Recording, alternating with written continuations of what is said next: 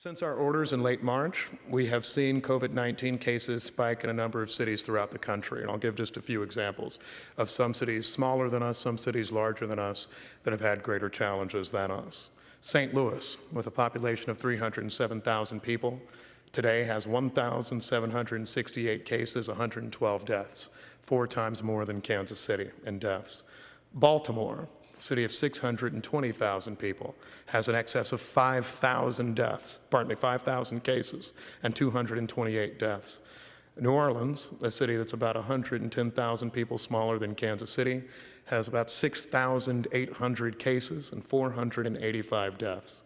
Detroit, of 670,000 people, has 10,000 cases, more than that, 1,347 deaths. And even Omaha, Nebraska, a city very comparable in size, has an excess of 2,200 cases. And then when we look at Kansas City, we see that we have 1,050 cases and 26 deaths.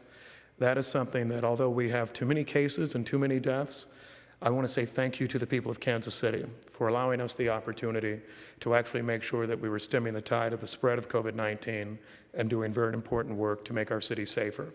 In terms of testing capacity, I'm pleased to announce that beginning tomorrow at 8:30 a.m., Kansas Cityans can call the 311 line for questions about COVID, including opportunities for asymptomatic persons to get tested.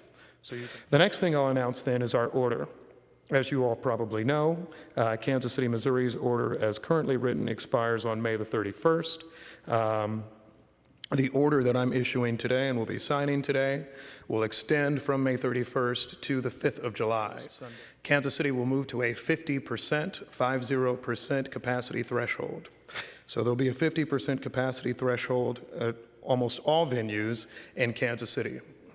We have now abandoned the essential, non-essential distinction, but nevertheless, any businesses that were previously classified as essential can still operate at 100% capacity. So therefore, your hospitals, other facilities such as that. All other businesses in Kansas City will be subject to 50% capacity thresholds, subject to social distancing guidelines. So I would hope that all of our businesses recognize that while we're certainly creating an opportunity where we can reopen, where they can do business, that they need to do their part as well, that they need to make sure that they're maintaining social distancing, that they need to make sure that in the event of outbreak, they're doing all they can to ensure that folks can be notified. And frankly, for individuals as well, we need to make sure that if we go somewhere where things aren't looking right, that we're continuing to think about why we got into this in the first place, which was to keep people and our families safe.